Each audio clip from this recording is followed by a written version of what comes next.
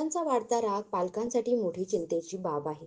हल्लीच्या मुलांमध्ये चिडचिड, हट्ट आणि उद्धटपणा वाढताना दिसत आहे. पूर्वीच्या तुलनेत आजची मुले मोठ्यांना अधिक उलट उत्तरं देतात, हट्टीपणा दाखवतात आणि लहान-सहान गोष्टींवर रागवतात.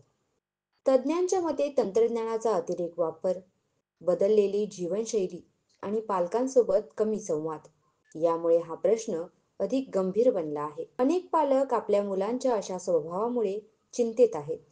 मुलांचे सतत मोबाईल, टीव्ही आणि व्हिडिओ गेम्समध्ये गुंतलेले राहणे त्यांच्या मानसिक आरोग्यावर विपरीत परिणाम करत आहेत. संशोधन असे दर्शवते की स्क्रीनसमोर जास्त वेळ घालवल्याने मुलांची एकाग्रता कमी होते आणि त्यामुळे त्यांचा संयम कमी होतो. याशिवाय शारीरिक हालचालीचा अभाव हा देखील मुलांच्या चिडचिडीच्या स्वभावामागील एक मोठं कारण आहे. पूर्वीची मुले मैदानी खेळ खेळायची, धावपळ करायची, त्यामुळे त्यांच्या शरीरातील ऊर्जा योग्य प्रकारे वापरली जायची. पण आज घरात बसून मोबाईल आणि गेम्समध्ये रमण्याच्या सवयीमुळे मुलांमध्ये अस्वस्थता वाढली आहे. आहाराचाही मुलांच्या स्वभावावर मोठा प्रभाव पडतो.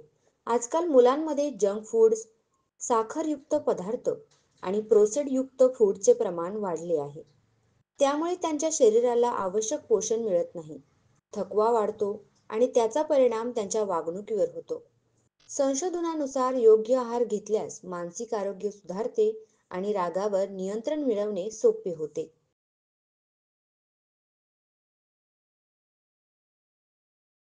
मुलांना योग्य शिस्त लावण्यासाठी पालकांनी संवाद वाढवणे, त्यांच्यासोबत वेळ घालवणे आणि त्यांना समजून घेण्याचा प्रयत्न करणे गरजेचे आहे.